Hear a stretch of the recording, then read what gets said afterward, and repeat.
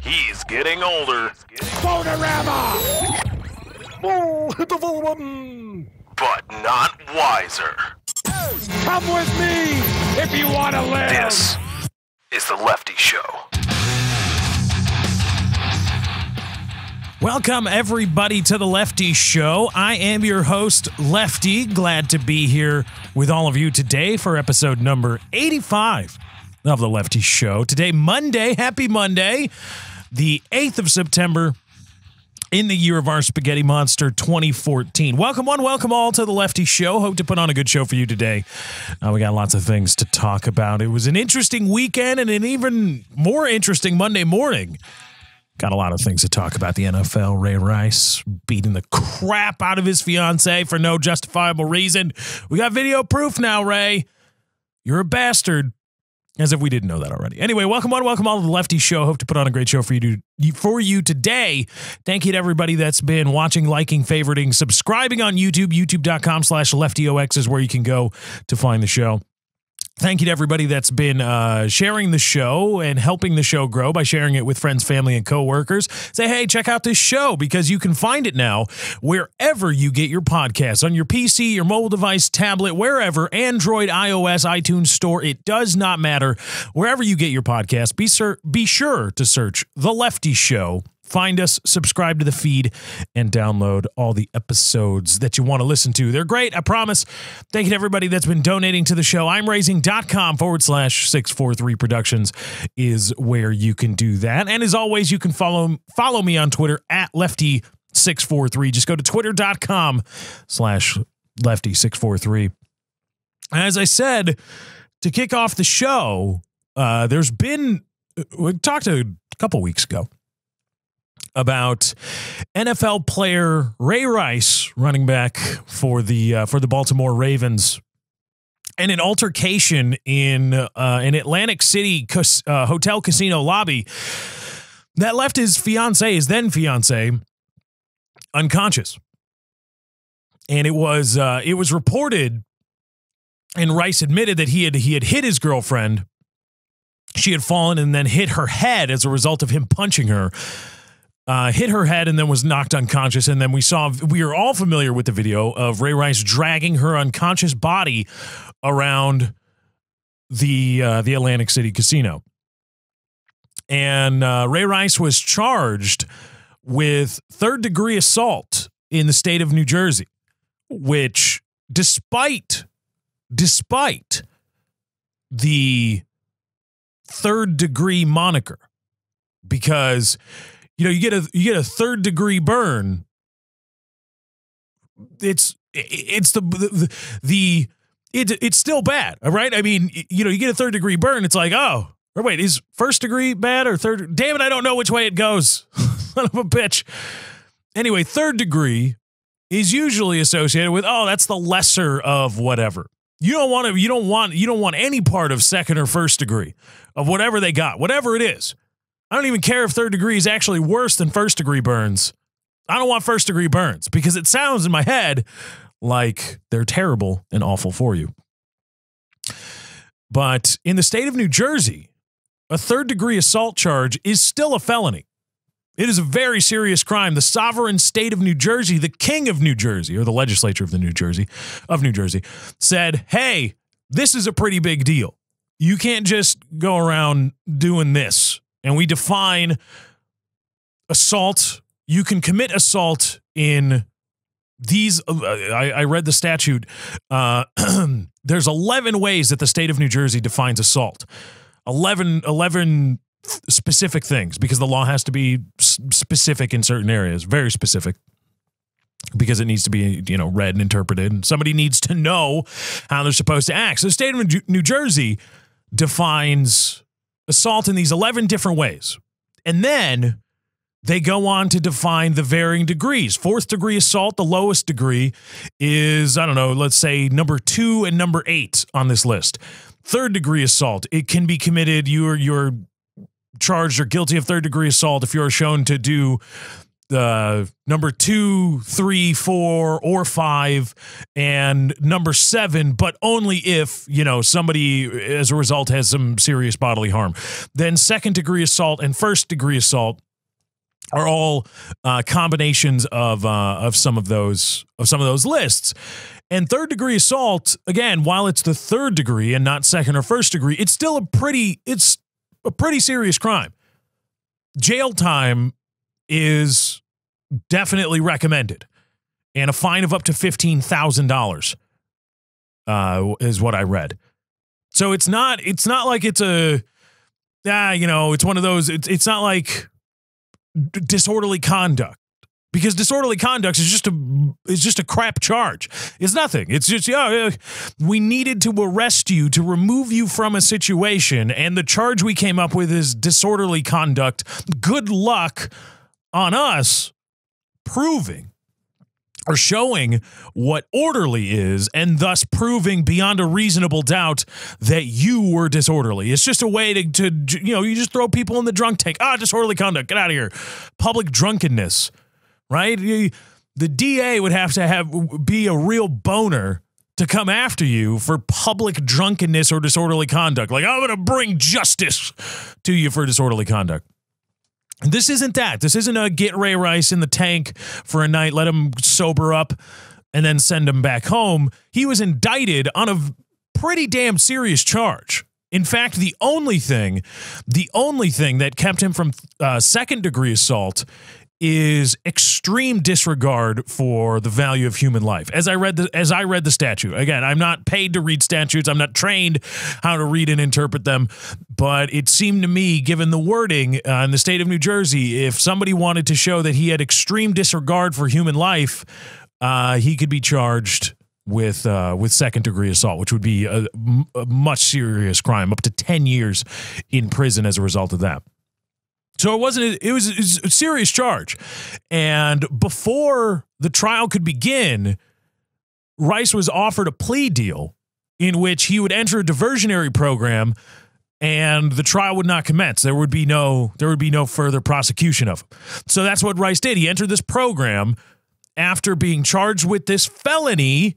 The state of New Jersey says this is a felonious act, and he entered the diversionary program, no prosecution, and actually the day after he was indicted, or perhaps it was the day before, plus or minus 24 hours from the date of an indictment, Rice married his fiance, the fiance that he knocked out cold. So that's where we are now. Today a video releases by TMZ, and I'll link to the Deadspin article in the description of the YouTube video. YouTube.com/LeftyOX is where you can go to find the show on YouTube. I'll link to the Deadspin article, and what we see now is a different perspective. Not the camera, not the lobby camera showing Rice dragging his fiance's unconscious body about, but we see a shot of a camera inside the elevator. We actually see from the floor, the whatever floor they were on when they got into the elevator, we see a little scuffle between Rice and his fiance. She actually hit him first there. If you'll watch, she hit him first, which I guess could be technically, that's assault. All right. But then they just, that's not where the punch happens. They stop there, wait for the elevator. After the little, she gives him a slap or a forearm shiv or something, you bastard. And then they stop, they stand together, wait for the elevator, get into the elevator, and then Ray Rice gets angry. Once he's in the elevator, perhaps out of view of other people, except he didn't know the camera was there, he walks up to his girlfriend, gets in her face, gives her what looks to be one attempted punch or slap. She either avoids it or absorbs the blow, and then pushes Rice. It looks as though she pushes Rice away and then starts to come after him. All right, so she does come after him. However, only after the doors close on the elevator, he approached her, attempted to slap or punch, what looked to be an attempted slap or punch. She pushed him away and then tried to retaliate.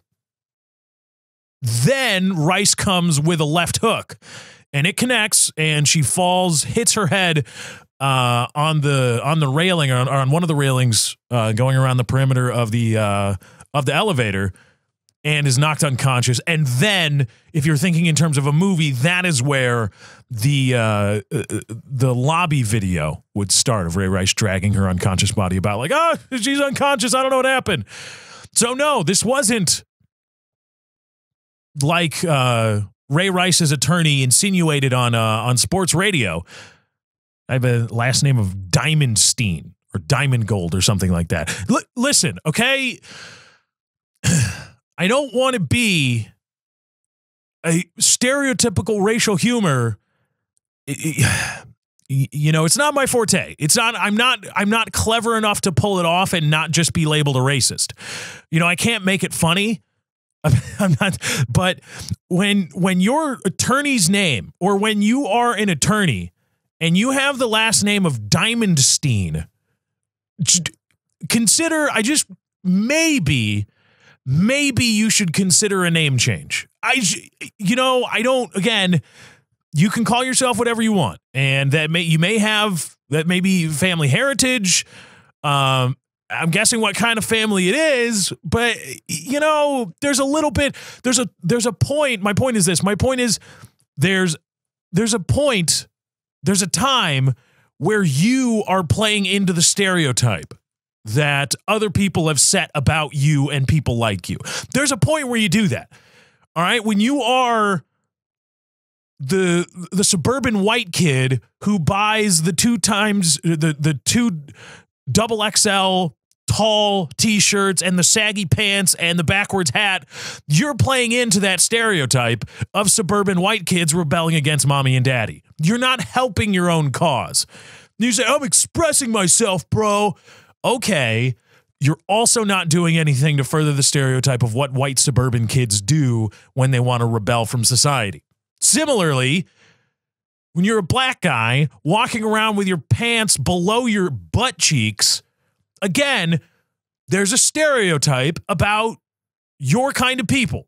And right or wrong, many people fight against it. Other people say, well, stereotypes are based on observed behaviors. Sure, some of them are off here and there, but there are a lot of people from this group, whatever the definition of the group is, and they do or act or look like this. We observe that. Of course, it's a generalization, but it's apt because we see it a lot. Those black guys not helping break down the stereotype. If we are to believe the liberal agenda or the liberal ideal that all stereotypes are bad and you can't profile and generalizing is bad because all these bad things. All right. What about the people that won't stop the stereotype? What about the people that play into the stereotype? What about them? Okay. So I say to probably first name Elliot, Diamondstein, you might want to change your name.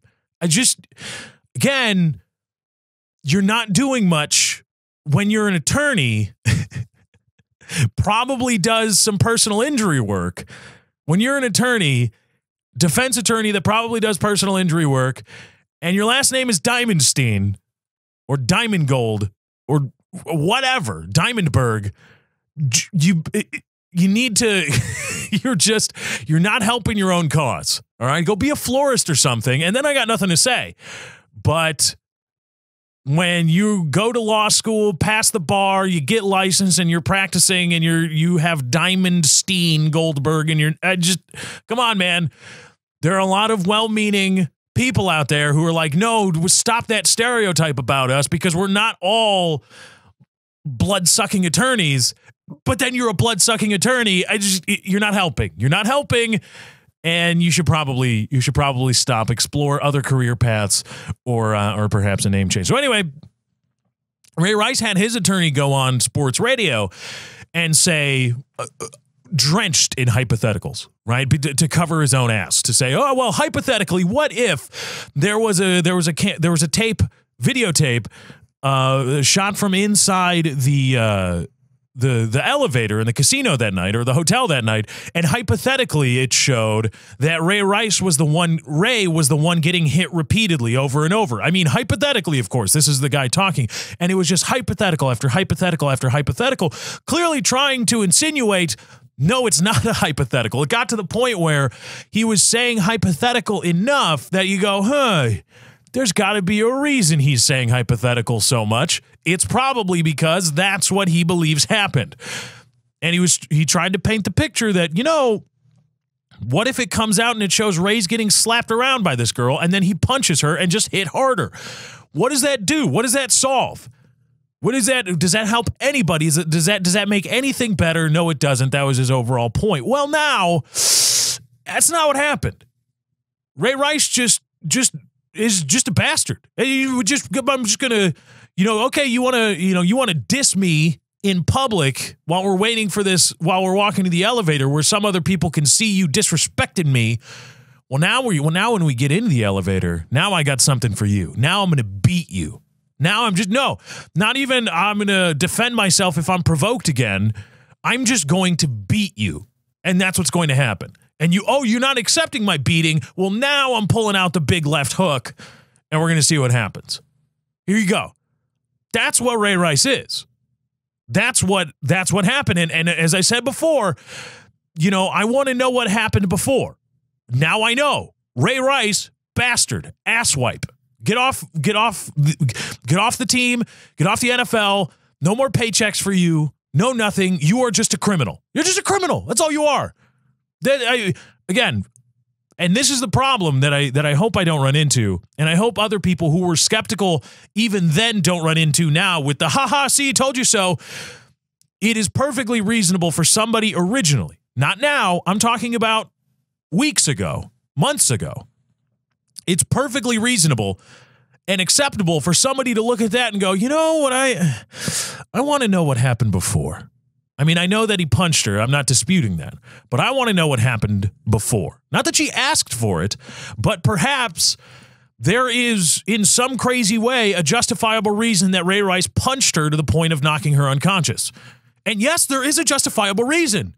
I mean, as much as we've been told and brainwashed in society, in our ever-progressing society, that there's no reason under any circumstances that you should ever put your hands on a woman. Bull crap. I call crap on that. It's crap.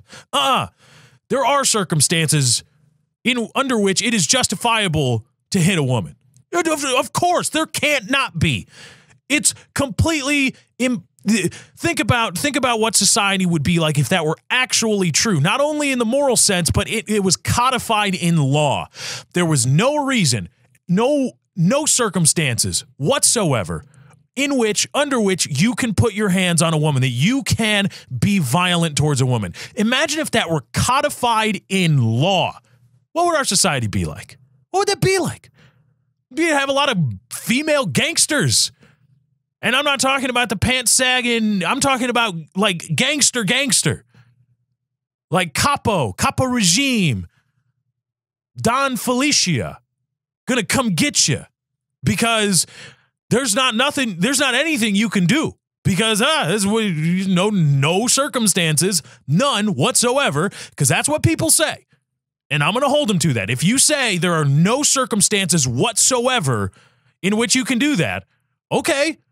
Well, then let's play throughout some circumstances here. So, of course, yes, there is a scenario in which it would be acceptable for Ray Rice to knock his girlfriend unconscious, or at least it would be acceptable for him to hit her.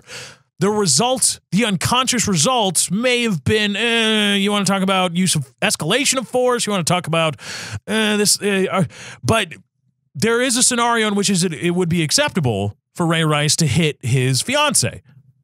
All right, I want to know what scenario actually played out. And that's healthy skepticism, nothing wrong with it.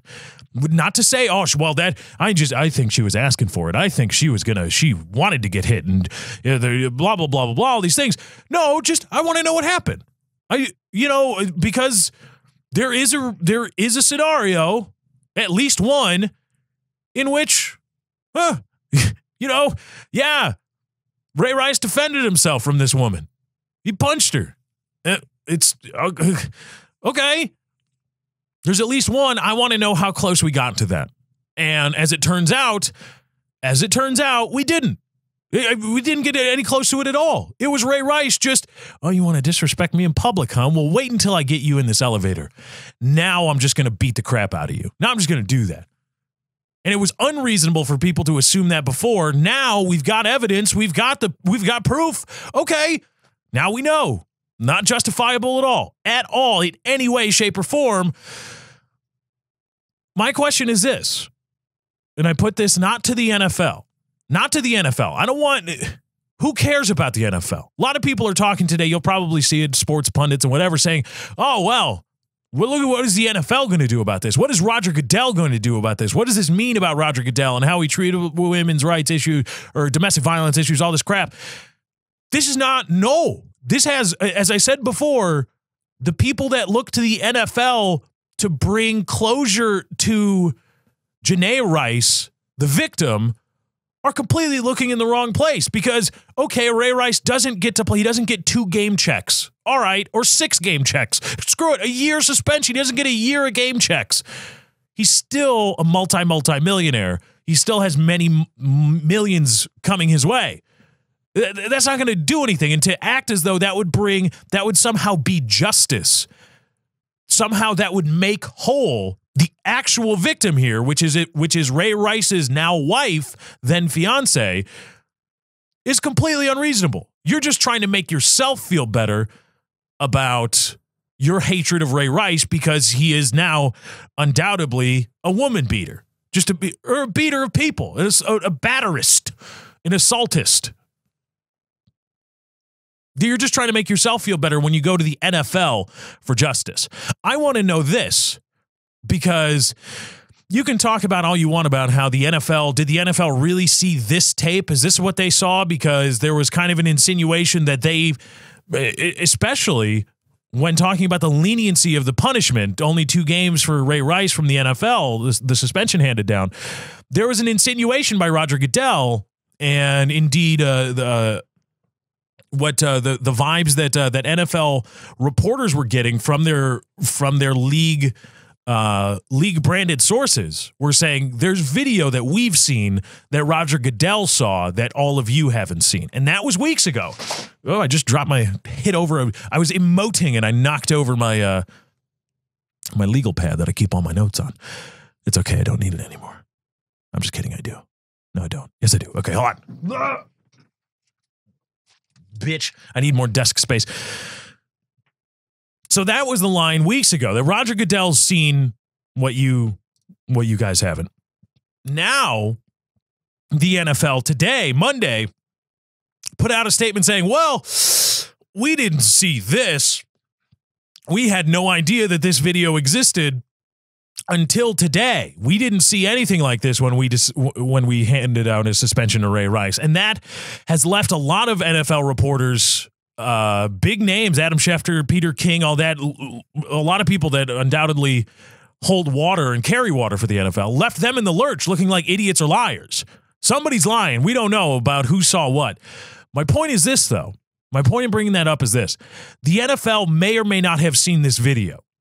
The state of New Jersey, though, the state of New Jersey better have seen this video. I don't see any way in which the grand jury and the grand jury that indicted Ray Rice, that handed down an indictment, 3rd-degree assault or assault in the 3rd degree, and the prosecutors, there's no reason to believe that they did not have this video in evidence. And it was sealed and under wraps and all the things that they can do to make sure it doesn't leak, to actually make sure it doesn't leak and nobody sees it or whatever. So they had this video. I've got to assume that the grand jury saw it, or at best, the prosecutor had it. Of course, it would have to be discoverable, but it had to be somewhere.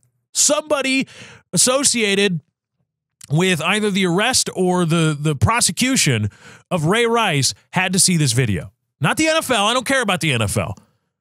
I want to know why, when you have this video, this video and it shows what it shows, all right? Because you want to hand down Ray Rice is getting slapped, open-handed slap by his girlfriend, and he cold cocks her one, knocks her unconscious. You want to charge him with assault, and then he can enter a diversion. You'll offer him a plea deal. You say, all right, you enter a diversionary program, and we won't prosecute you for this.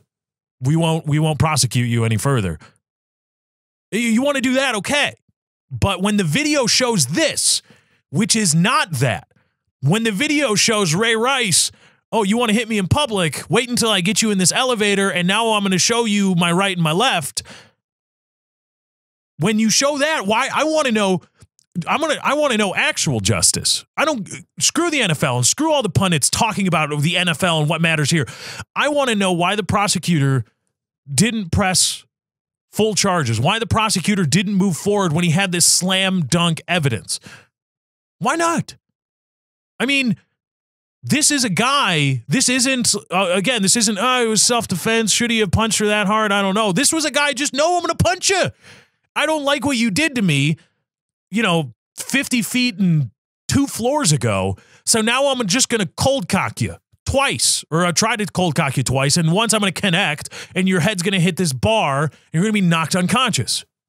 That's a serious, you don't do that. That's a crime. Why aren't you pushing? Why aren't you prosecuting this man? Why would you offer him such a sweetheart plea deal? That's justice. That's where you need to ask the questions if you want to talk about actual justice for this battered woman. And I saw people talking on Twitter about how, well, why did she marry him, or trying to debunk the people that asked, well, why did she marry him if she didn't forgive him for what he did?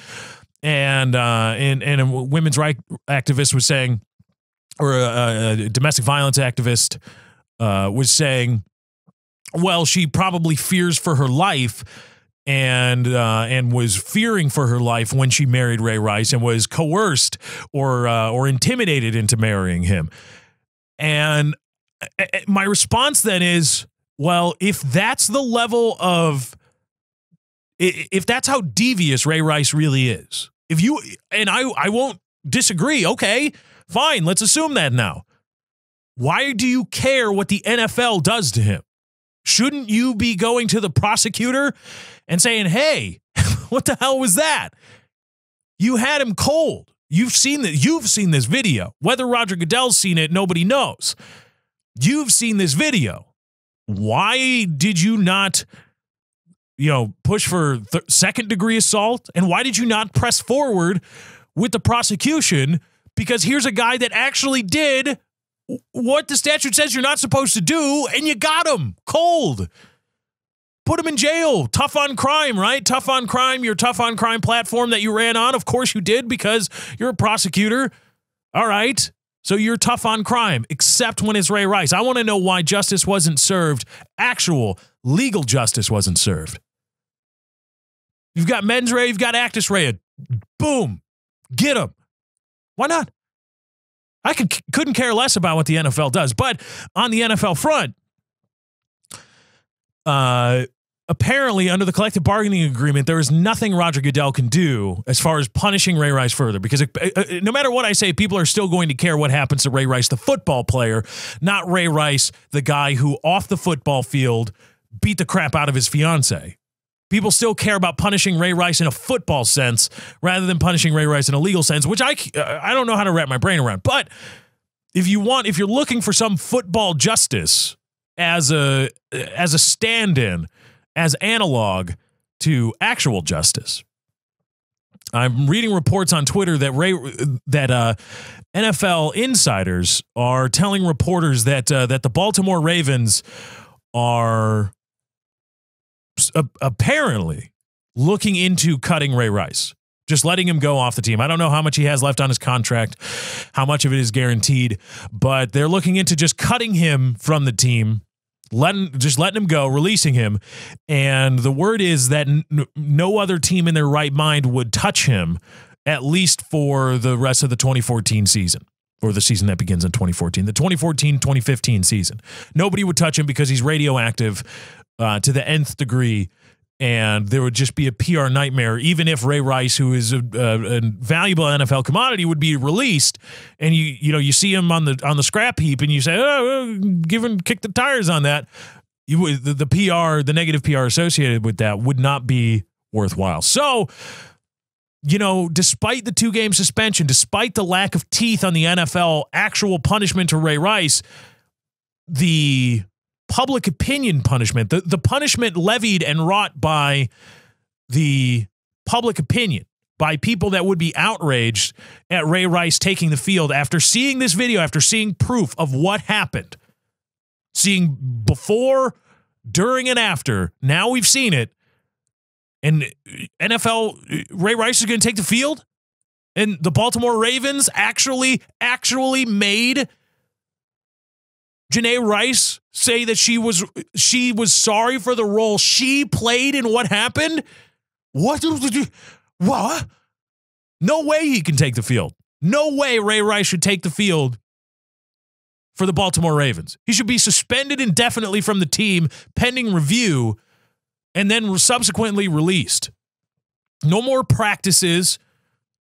No more going to the facilities. Clean out his locker. Take his name off. You're off the team. You are persona non grata now in the NFL because you're just going to beat the crap out of, just mercilessly beat somebody because they dare disrespect you. And there's no self-defense you can argue, nothing. So if you're looking for some football punishment in Ray Rice, that might be it. The NFL, via public opinion, by way of public outcry, may actually police itself a little bit. But that still does nothing, and I want to caution people and remind people that still does nothing for the victim. It does nothing for the victim. Nothing at all. What would do something for the victim is our actual justice system. And we need to find out where this video was, if it made its way to prosecutors or to the grand jury, because it looked as though the justice system may have conveniently failed Janae Rice there, because she would, the prosecutors knew and the court would know what actually happened if this were introduced as evidence. And if they had their hands on it, I still want to know why the prosecutor didn't push forward with prosecution and say, no, Ray, hey, can we plea this down? No, we can't, because you actually did this and it's egregious.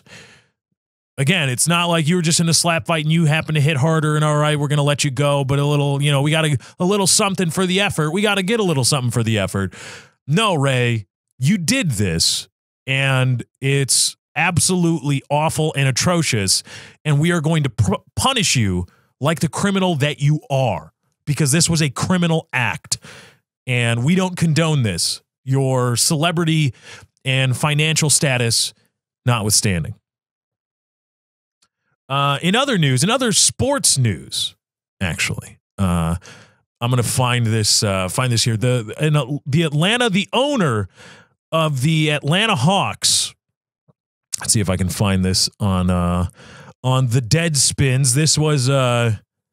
This was a story that where the hell was it? Hold on, we got to find it here on on Deadspin. Atlanta Hawks owner is going to be selling the team. Bruce Levinson, owner of the Atlanta Hawks, is going to be selling the team after an investigation of a 2012 email that was sent internally by the owner. And a lot of people are outraged at Bruce Levinson, calling him a racist, and this is Donald Sterling Part 2, yet another racist NBA team owner. And this is part of the email that Bruce Levinson sent. Again, this was internal. This was not to fans. This was not to personal people. This was internal, an internal business discussion. This is from Bruce Levinson to Ferry and Danny, CC DeForman, Todd, and Peskowitz, whoever those people are, sent on the 25th of August in the year of our Spaghetti Monster 2012. The subject regarding business/game operations. From day one, I've been impressed with the friendliness and professionalism of the arena staff, food vendors, ushers, ticket takers, etc. In our early years, when I would bring folks down from D.C., they were blown away by the contrast between Abe Poland's arena and Phillips. Some of this attributable to Southern hospitality and manners, but Bob and his staff do a good job of training. To this day, I cannot get the ushers to call me Bruce, yet they insist on calling me calling them by their first names. Number 2, the non-premium food area is better than most arenas, though that is not saying much. I think there is room for improvement and creativity.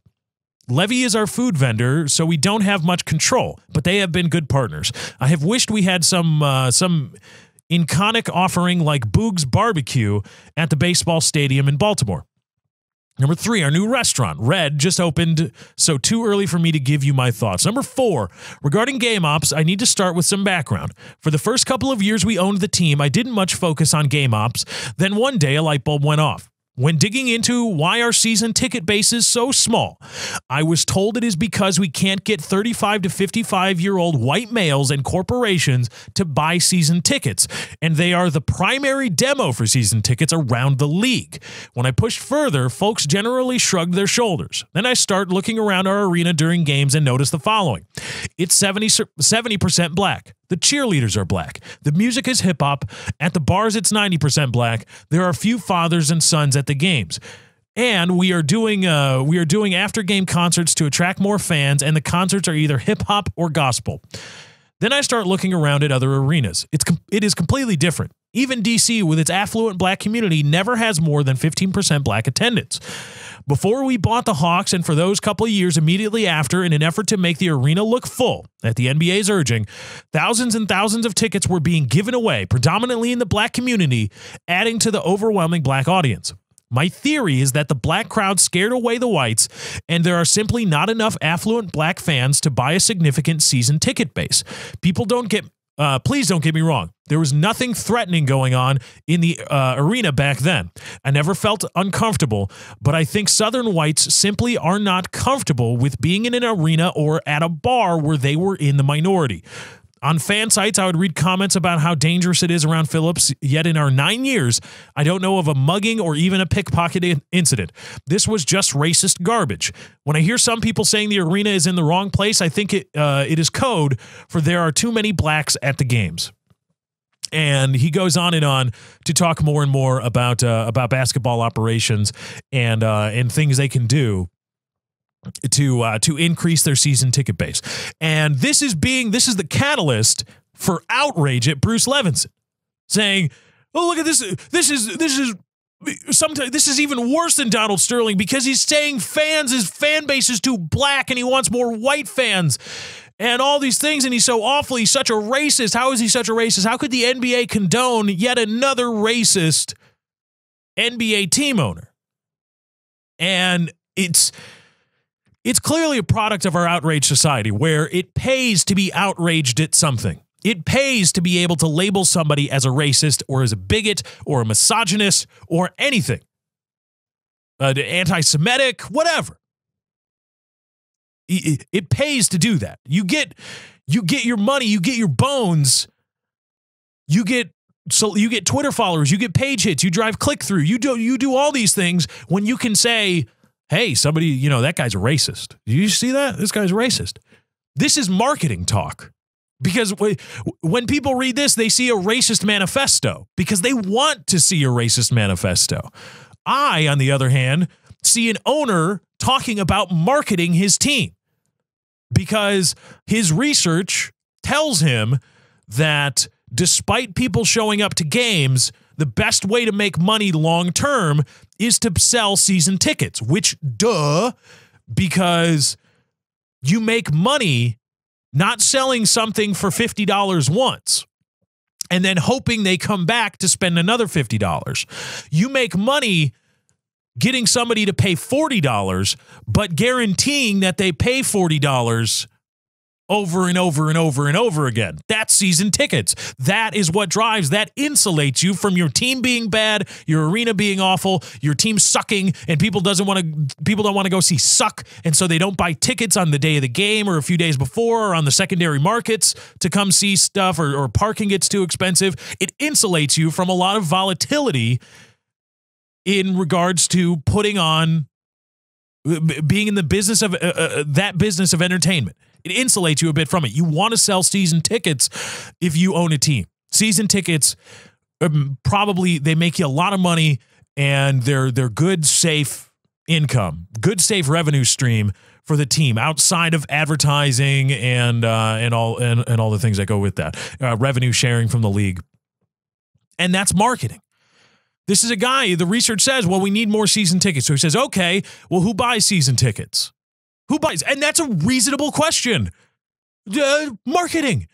And marketing said, well, 35 to 55-year-old white males, because they usually have the disposable income and the time and the interest to go to this many games and spend this kind of money. And they have it. Okay. So now Bruce Levinson, all right, this is who we want to attract so that we can sell more season tickets. All right, we got to attract 35 to 55-year-old white males in the state of Georgia, a southern state, a red state. Well, what are 35 to 55-year-old white males? What are things that would turn them away from our product? Is it black people? Is it hip-hop music? These are all very reasonable questions and concerns. And to label it as racist is to be not only just a complete outrage whore.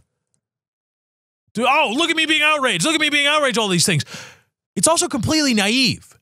Do you know what, I mean, marketing. That's what marketing is. Marketing is codifying racism. It's codifying stereotypes. It's codifying prejudice. That's what marketing is. Does Afro Sheen buy ad time on NPR? Do they? Why not? Marketing. Think of something. Where do a lot of white people go? Banana Republic. All right? A lot of white people shop at Banana Republic. Do they sell saggy jeans? Or are saggy jean companies trying to get their clothes into Banana Republic? Are they trying to pay for shelf space? No. Why not? That's what it is. You can't profit from marketing. You can't partake in the great things that marketing does for you. You know, let's remove race completely from the issue, all right? Let's talk about a different kind of prejudice here, okay? In the South, when you go to supermarkets, odds are when you go to supermarkets and you go to the soda aisle and you notice that the Coca-Cola products are completely separate from the Pepsi-Cola products, and sometimes they're switched as to which is at the front of the aisle and which is at the back, or which is above the other, and et cetera, et cetera. Well, you know why that is? It's not a decision made by the supermarket. That is advertising. Coca-Cola and Pepsi-Cola pay for those respective spots on supermarket soda aisles. They say, all right, we want to sell a lot in this area, or this area is underrepresented in Pepsi-Cola, and we think we can do better here. We will spend advertising money, or part of our advertising budget or marketing budget, to get our products at the front of the aisles or at the top of the shelves, so that people will see them, or will pay for bigger shelf space so that there's more of our product, so that everybody, oh man, look at everybody buying Pepsi. Oh yeah, we got to have that. You're being advertised and marketed to everywhere you go. That's not just oh, well, where do we put the Pepsi? Well, here. Well, where do we put the Coca-Cola? Well, we put it over there. Now, when you go to Coca-Cola is headquartered in Atlanta. All right, and it's like Miller Lite in Wisconsin, specifically Milwaukee. You cannot find Bud Light in Milwaukee. You can't find it. If you like Bud Light and you're in Milwaukee, good luck. Now, Pepsi-Cola probably does not spend a lot of marketing dollars trying to get their product, their Pepsi products on the shelves of local Atlanta stores. They probably don't even try. They say, no, screw that. I mean, that's a lost market. We're done there. Let's go find somebody. Let's go find someplace else to try to sell our wares. We're not even going to try to sell people in Atlanta Pepsi-Cola because they probably a huge percentage of the people shopping there know somebody or have worked at the Coca-Cola factory or headquarters, office, management, something. And they are Coca-Cola. That's what they do. We're not even going to try. That's marketing. And that's a prejudiced decision, isn't it? Is it not being prejudicial and stereotypical to say, well, the people in Atlanta probably work at the Coca-Cola factory, so they're not going to be too keen on buying Pepsi regardless of what shelf space we have. Let's not even spend the money. That's just as prejudiced as saying, 35 to 55-year-old white males, marketing research shows, are the people that will spend the disposable income they have on season tickets. And we want to sell season tickets. That's the best kind of ticket sale that we can make. What can we do to appeal to those people? That's marketing. And to say, well, look at it being racist. That's stone sober marketing talk. It's not a racist manifesto. It's a businessman looking at his business and saying, how can I make my business more profitable? And okay, I've identified a certain way to make my business more profitable. Let me appeal to those people that will make my business more profitable. It just so happens that it's drawn on racial lines. All right.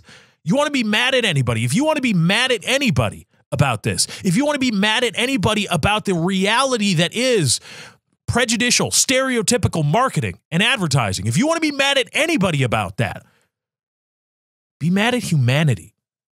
Be mad at us, everybody. We all do it. We're all humans. We all contribute to the zeitgeist that creates a market for saying, well, men really don't want to buy things from women. Why aren't women selling a lot of tools to men? Why isn't Craftsman? Why isn't Ford heavy-duty, super-duty trucks or Chevy Silverados? Why don't they have female pitchmen? Why is it Mike Rowe? Why is it not Michelle Rowe? Why is there no Michelle Rowe? Because men don't want to buy that kind of stuff from women. They view it as effeminizing. They make themselves effeminate by doing so. And that's totally crap. It's total crap. It's total BS. Because the Makita skill saw doesn't change regardless of who sells it to you. Just because she has breasts all up in your face does not mean that the Makita skill saw, or the Makita saw, skill saw is different, or the Makita whatever doesn't do what it's supposed to do. Doesn't make it an inferior product. Doesn't mean the Ford Super Duty with EcoBoost and all kinds of boosts up your giggy. It doesn't mean that it's an inferior product just because a woman sells it to you or a black guy sells it to you if you're a white guy, but that stuff matters to us. Don't be mad at the people that hold up the mirror to society. This is why, I defend comedians. Marketers are just holding up a mirror to what society wants, or they are the vassals of society. I know what society wants. I know what they want. Okay, I can speak to them. I speak human. I know what they want, and I will give it to them, and I will make it so that I will incentivize them buying your product or populating your place or doing whatever. They're just holding up. They're holding up a mirror to society. That's what comedians do. And I defend comedians. Oh, how dare comedians say that? Racially charged jokes or poorly timed jokes otherwise. They're comedians. That's their job. If you want to be mad at anybody, be mad at the people that created the pop marks, the acne, the zits that show up on the face that society sees in the mirror. Be mad at those people. And it's all of us. It's all of us. We're doing some news. Let's get into some news. We're got a story that plays in perfectly with this. We got a lot to talk about in the news today. Trying a different format. We're going to go from one story to the other instead of headlining them all and then trying to get with them. This is a story from HeraldOnline.com. A Rock Hill teen says she was bullied on the school bus and beaten for acting too much like a white person. Dateline Rock Hill. A Rock Hill teen told police she was bullied on a school bus Thursday afternoon and then beaten by another girl after the victim was told she was acting too much like a white person. The attack has prompted investigations by police and the school district. The victim told police she had a problem with the attacker for at least a year. The victim said The victim said because she is a light-skinned black female, the attacker, also described in the report as a black female, taunts her and tries to pick a fight. The victim, 16, told police Thursday that after getting off the bus on McDowell Drive, she was punched several times before the female attacker fled, a Rock Hill Police Department report states. The claims were corroborated by witnesses interviewed by responding officers. Officers found the victim had injuries to her head, shoulders, and a cut above her right eye. Her injuries required her to be taken by ambulance for medical treatment. And that is for you're too much like a white person. Black on black crime. The black assailant said, you black person are acting too much like whitey. Bam, bam, bam, bam, bam, bam, bam, run away.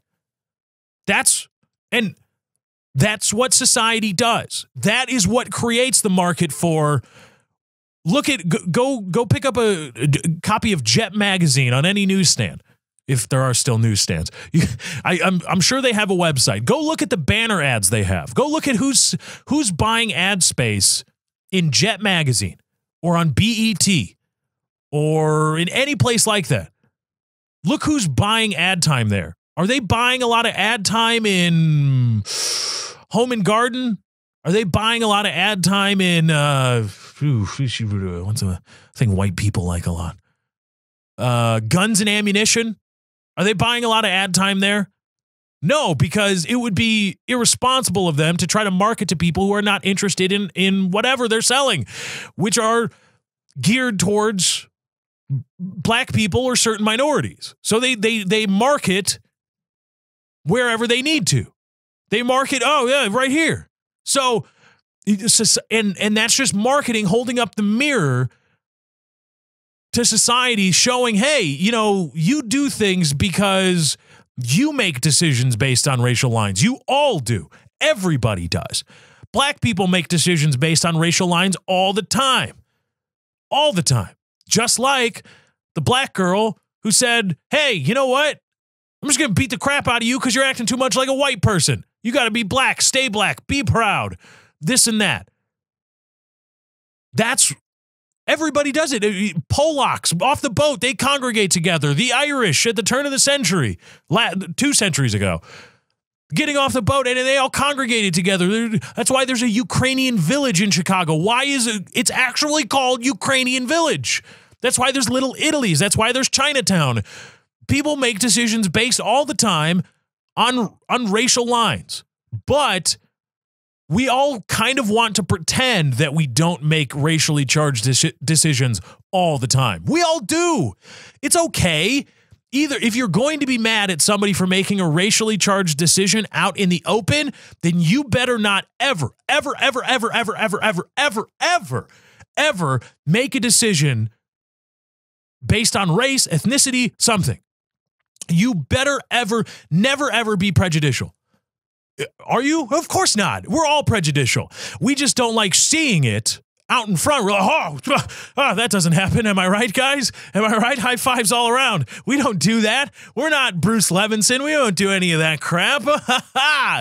Yeah. Oh, okay. Yeah, we all do it. In other news, we're going to play a quick game. We're going to play a quick game of Imagine Somebody Else Did It. This is from THV 11. Over 100 teens swarm a Memphis plaza, knocking out shoppers. In Memphis, Tennessee, CBS affiliate WREG reported that 3 people are now recovering after a mob of teenagers ran through a busy shopping plaza, seemingly picking out customers and Kroger employees at random to attack. Now, you see, a mob of teenagers doesn't effectively describe what it was. They're leaving something out there. And it's gotten to the point, our politically correct society, our outrage whore society has gotten to the point where reporting the news has gotten interfered with by being politically correct. Because it was a crowd of some 100 black teenagers in Memphis, Tennessee. That's what it was. It wasn't just, oh, teenagers, yeah. Well, that doesn't tell the whole story. It was 100 black teenagers rampaging, marauding through this plaza, looking for people to beat up, just looking for somebody to get. That's what it was. But there's no doubt in my mind that whoever wrote this news copy, and I don't know, maybe they did it on their own and maybe it didn't make it past the editor, but somewhere along the line, somebody made the decision to omit or remove black or African American. CBS affiliate WREG reported that 3 people are now recovering after a mob of African American teenagers ran through a busy shopping plaza. That was probably the thought in somebody's head at some point, and they consciously omitted it, or the editor overtly removed it because they didn't want to come off as racist. Despite there being actual video of what happened, and it shows nothing but black people doing it. That's my point.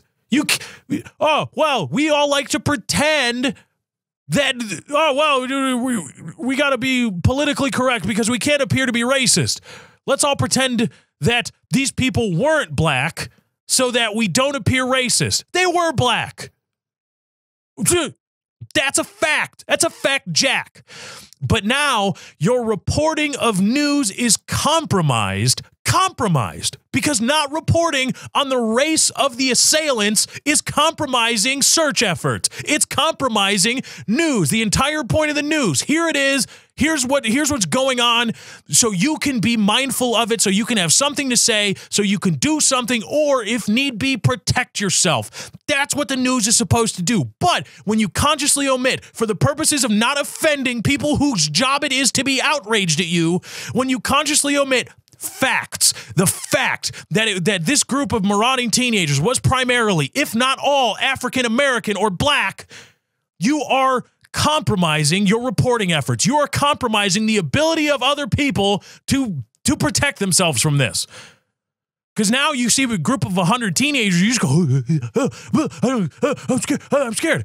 Well, but if you're in Memphis, you shouldn't be scared if you just see a mob of 100 teenagers. You should be more scared if it's a mob of 100 black teenagers, because that's who did it in this video. That's a fact.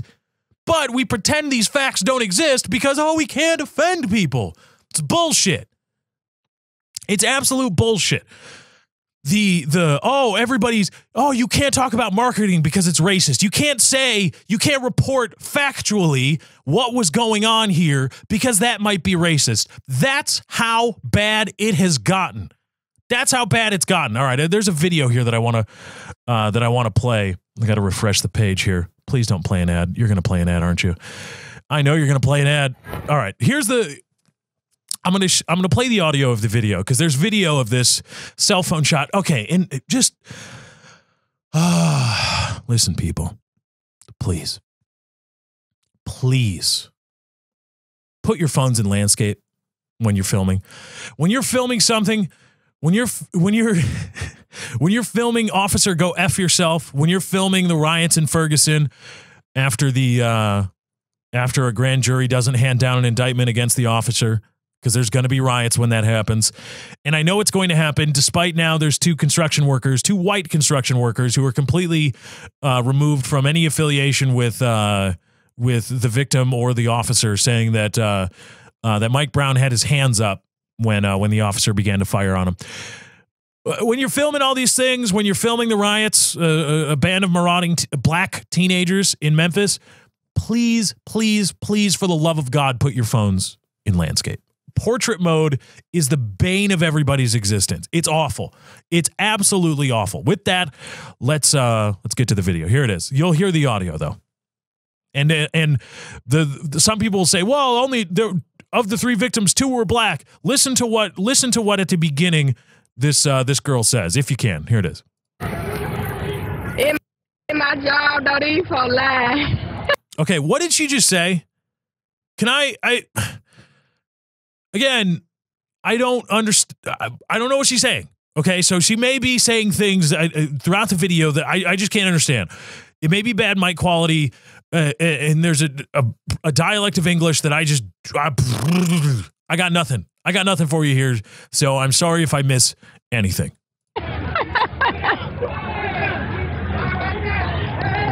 All these red. Here it comes. They finna fight. They finna jack. Hold on. They got a white dude. Hold on. Look at them. They fit into something. Ha ha ha. Look at them. They got a white dude. They got a white dude. Ha ha ha. Now imagine.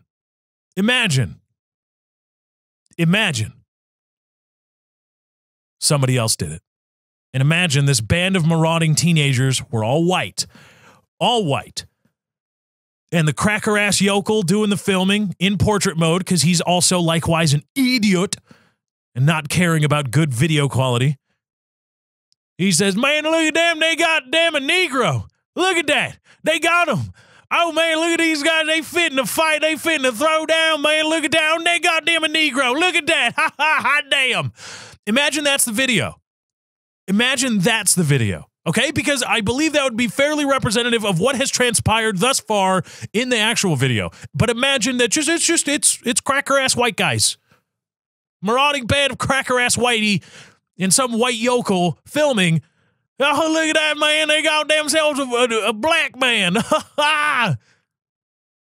What's the headline here?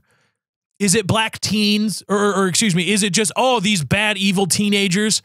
Is that the only story we take away? Or is it maybe, are there people pushing for the narrative of, look at evil white people. Look at what racism hath wrought. Look at the racist group of people here. We should charge them all with a hate crime. Ah, yeah, that's what we got to do. We got to prevent this kind of stuff because that's a hate crime. White people, it's a hate crime. Group of black guys, black people beating the crap out of unsuspecting white people. Yes, unsuspecting white people. Well, 2 of the 3 victims were black.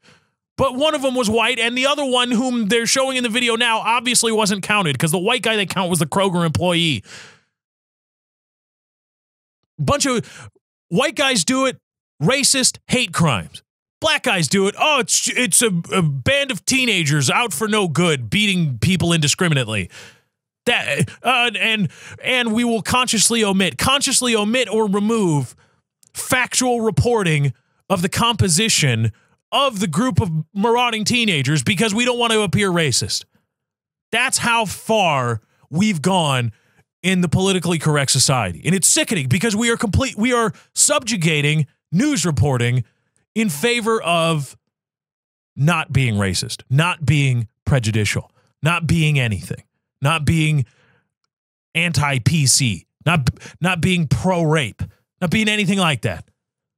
Right? In rape cases, it's never reported, well, you know, this rape charge is coming weeks after the event and there's really no evidence and we should probably wait to see what's going on. Or, oh, well, this guy has a very disgruntled wife, just got out of a very, very, very nasty divorce, and all of a sudden now there are rape allegations from the very impressionable 13-year-old daughter. There's none of that. It's just, oh, well, he did it because we got to say he did it. Otherwise, feminazis are going to come get us because we dared to be skeptic. We dared to be factual about what happened, about what transpired and what could possibly be the cause. White guys, group of white teenagers indiscriminately beating the crap out of people and making special note of, look, we got us a black dude. Racist hate crime. Black people. And one of them mutters out, look at them, they got them a white. I don't have a black girl voice. Look at them, they fit in a fight, they got a white dude, ha ha ha. And it's just teenagers up to no good. Oh, that's our society. All right, let's bring it home.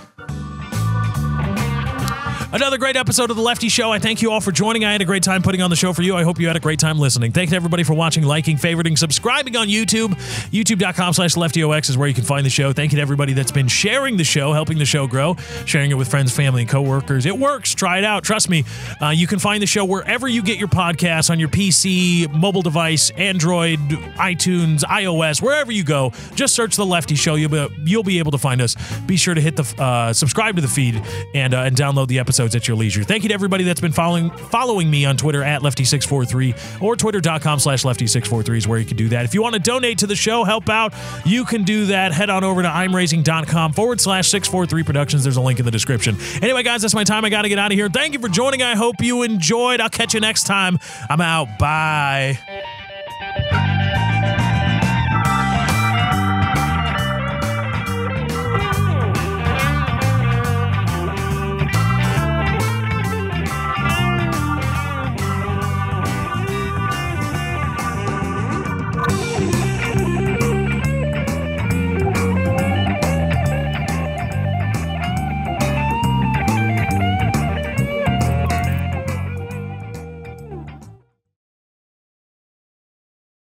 I don't give a fuck what you think, bitch.